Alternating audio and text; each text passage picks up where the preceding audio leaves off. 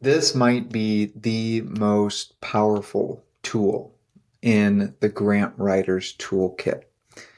So, what is a logic model and how does it relate to writing or earning a grant? Well, a logic model is essentially a roadmap for your project or program or initiative, guiding the program managers and the program designers from the resources that you have, the situation that's going on in your environment, all the way through to the downstream impacts and outcomes that you plan to achieve or hope to achieve. It's a tool, it's a sheet, it's a piece of paper, but there's a lot that goes into it that by going through these questions that are needing to be answered to develop this, you have a better understanding of what it is that you're trying to do. And as a program designer and a program manager, but as a grant writer, you have sort of this key that opens up a new way to think about this program or to talk about a program, and another tool that you can self-reference within your grant proposals. It's very, very powerful. If there's one thing that I think has made grant writing successful for me, it is the use of the logic model, both within program design and within grant writing. So it gets you clear on what you're doing, gets you clear on what's an output and, sort of a counting number and what is needing additional evaluation to determine things such as more downstream outcomes. So I'm Benjamin Dean from grantgetting.com. I hope that you enjoyed this video and the others like it on the channel aimed at helping you get more grants. In the description for this video is a list of 10 additional items to consider when preparing your logic model. So let's jump in. So this roadmap will start with, just like the components, the basic components of a logic model. They are, and I'm going to pull up a couple docs for myself to go through some of my own logic models. You're essentially, first and foremost, what's going on. This is the situation. If you're looking at any logic model template, you'll typically see this on the left-hand side, where you'll have, starting with what's going on that you want to pull out in terms of your situation, all the way through, or from your perspective, all the way through to the more downstream impacts and everything in the middle.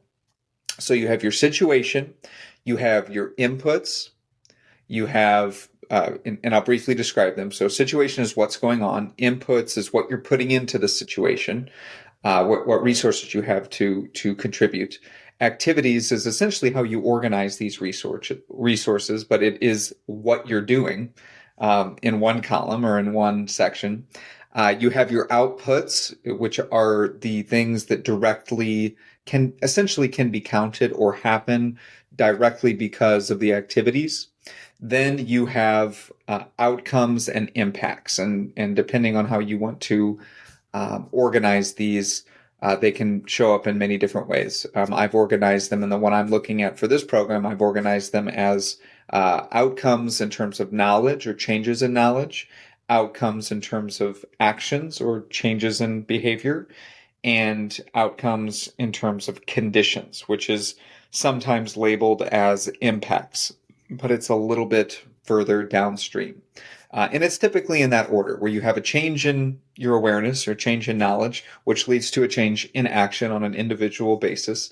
And then on a group basis, you have a change in condition, change in the environment. Okay, so that brings you through to there. And then there's two additional areas of consideration, which are what assumptions you have in building this and what external factors basically are mostly out of your control that affect this situation or the activities or the production of the outputs and outcomes. Okay, so that's the whole thing. So now we'll just go through it real quickly with a few sentences or a few phrases on each. The situation is what's going on. And of course, you're cherry picking essentially the problem, right? For the most part, it's the situation relative to what you are going to be doing, right? So it's not just sort of blue ocean overview of an entire geographic area. If you're working on pet adoption services or spay and neutering for animal services, then you're going to be really focused on, what is the pet ownership rate in this area? How is that increased or decreased? What data do you have from local humane societies or shelters, animal shelters? Has there been increases or decreases? What other societal things are going on that affect this market of, pets, of animals? Right? Decrease in income equals not enough money for folks to be able to pay for dog food or cat food, and therefore increased abandonment in the area. Those sort of things. So you're looking at typically data. If you have survey data or if you have third-party data, you're putting that together to give sort of a profile of the problem or the situation that is needing to be addressed. Okay, so that's the situation.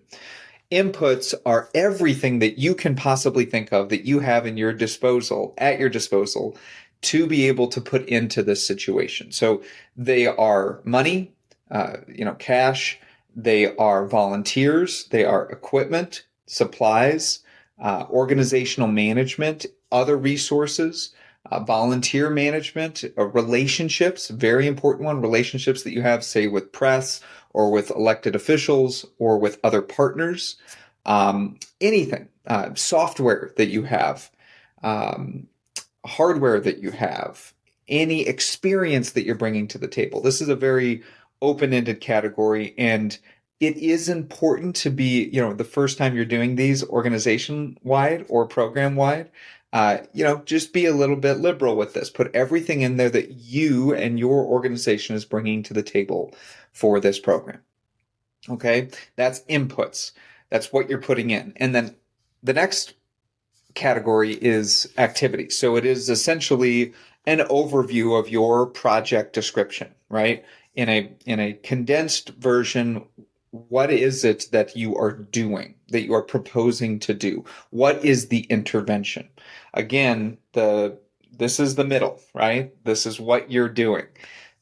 So you have like a situation and inputs on one side, and then on the other side, it's like, what happens because of the change? Well, this is your intervention. How are you intervening into this situation in order to make a change? Okay, so that could be, for the purposes of this document, describing, a high level on the operations, how it works. It could be, more strategy, the strategy that you are taking in order to address this particular problem. There's a variety of different ways, and there's no real right or wrong way to do this, but this is a description of your services, your activities. Okay, and so you're going to list those out. Then immediately after those activities, or as those activities are being conducted, what is factually done that doesn't need third-party validation? It doesn't need a big survey. It doesn't need focus groups. You don't need a data analyst to try to figure it out. What happened? Okay, so that could be the number of events that you run, the number of people that you serve, the number of facilities that you open, numbers. Okay, so it could be a satisfaction rate, but that's typically not something that's very direct. It's more so like the handoff, the transaction number. So the number of families that received health services, the number of seniors that received tax assistance, the number of pet owners that received pamphlets about free spade and neutering services. It could be the number of volunteers that were engaged for at least 1 hour, right? The total number of volunteer hours, the number of outreach events. Okay, these are all just examples. These are just counting numbers. These are called outputs in this model. This is extremely important, not just for this sheet of paper, but it's very important for a grant writer to understand the plethora and the mixing of these words, which funders don't always have the same idea on what these words mean. So you are constantly needing to discern what is being asked for in terms of outcome, output, impact, goal, objective, milestone, all these different words sometimes all actually mean something similar or something very, very different. This tool here will help you start to parse these things out to be able to speak more eloquently and have your grant applications more cohesive. Okay, so you have outputs. After outputs, then you have outcomes. And outcomes is a result of what you can count, essentially, of what you have done in your activities. And I like breaking them down in terms of change in knowledge. So a change in knowledge would be like increased access or increased knowledge in a particular topic, education, increased awareness of a certain thing. These ideas, basically, there's not an action associated with it necessarily. It's just a change in knowledge, in what is someone who has received the services or a group is aware of in the community. Okay, that's change in knowledge. The next would be a change in action. So this would actually be, or a change in behavior. There's actually something that somebody took action on. So, it could be something like increased attendance at health fairs, increased utilization of health services, increased word of mouth sharing, increased referrals, among interagencies, increased consumption of certain foods, increased adoption of certain services, right? So it's the action that's associated with the change. Okay. Then finally, you have conditions.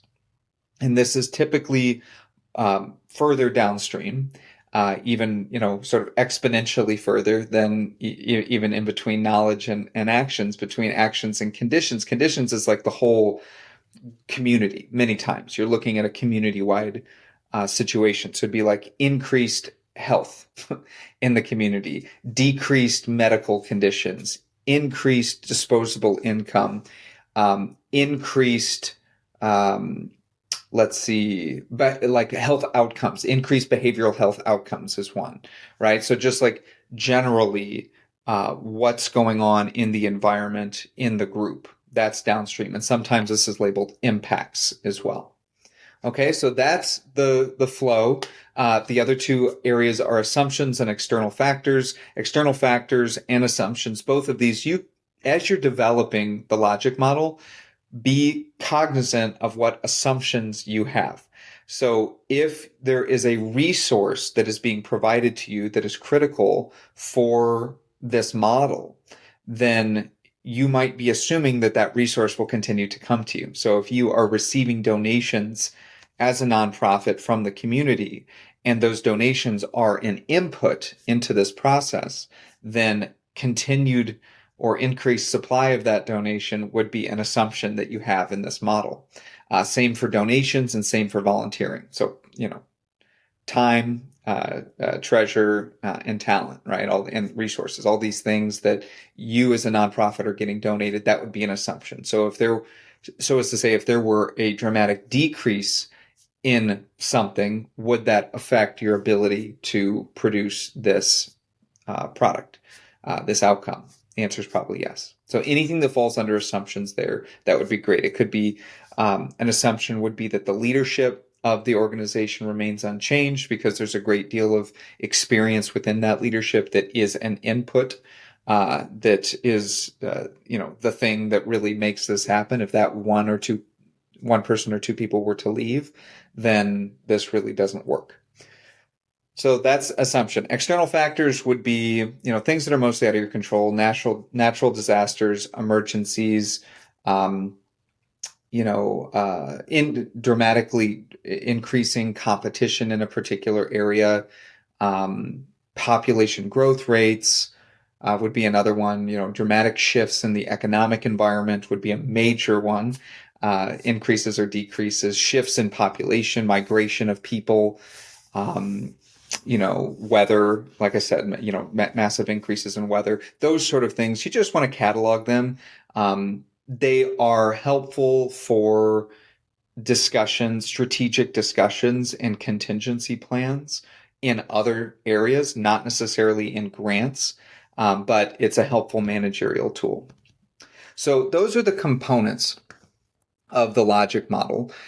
Developing them is really a matter of just having enough time to sit and think and write, because this is not difficult stuff. You've mapped things out, with the headings, and then you just start plugging away. What do you know about the situation? Yes, you can use, Google, you can use AI, you can use other research tools to find some of this information, third-party articles and things, and that should be part of the process. And then, for the most part, you have an idea of the middle sections, which is what are the inputs, what are the activities, and what are the outputs, right? Those right there are kind of the meat of what you probably already know, and it probably won't take you very long on a program specific basis to fill that out. Then you want to look probably at some additional examples on the outcomes just to get your mind going on what some of these outcomes could be. Because if you're new to this or, want a refresher, that would be a good idea just to remember or understand what an outcome is. Again, change in knowledge, change in behavior, and change in condition. What happens because of that? And then you just list those out. And then for a grant writer, how do you use this in a grant proposal? Well, the degree to which a logic model is valuable is the degree to which it has been integrated into the program design. Okay, so ideally, logic models have been created and are being referenced for every project, for every initiative, and for every program. They don't take that long. You kind of can churn them out because some of the information is the same, but it gives a roadmap for any project manager, program manager to remind them, what are we doing here? Why are we doing what we're doing? What is the goal here, right? What are we aiming towards? And the logic model can help with that. So if you have that integrated with your team, or even if you don't, there is the opportunity to pull that information into a grant application. Okay, so it becomes a document that you can reference or self-reference within a grant application, pointing to outcomes or pointing to outputs, to create cohesion and to, really show additional credibility and thoughtfulness around the particular program. Now, once you have done a few of these, it's not a lot of work. It's not a lot of time to create a logic model for each grant proposal. Now, if your program doesn't change at all based upon what it is that you're applying for, there's no tweaks, there's no additional program evaluation for the most part, there's no difference in intervention, then you really don't need to create a new logic model. You have one finished already. But if you're approaching the grant writing season, if you will, with open eyes and saying, there's a way in which we can tweak some of these programs to become eligible for additional funding, then it's a good idea to be refreshing your program logic model, or to create new ones if it's so, different in terms of what are you really attacking in terms of the problem. Okay. It's an upload on the grant application. It is also a tool for a conversation. It's one of the best tools for a conversation that you can have early on with a funder, is to bring your logic model, maybe even a simplified version of it, as a discussion point for a funder to say, this is where we're at. I have 3 or 4 questions about this grant and the fit, but in order to speed this along, I'm going to email this to you, or I brought it to you here on paper, right? That's a great way to have a conversation. Okay, so there's a description below that has a link to more tips on this. Logic models are one of the most important things a grant writer can have. Strongly encourage you to jump in and grab that. If you want to go deeper, if you have questions about logic models, struggling with them, pop something in the comments below, and I will respond there as well. So thank you for jumping into this video, and we look forward to seeing you in the next one.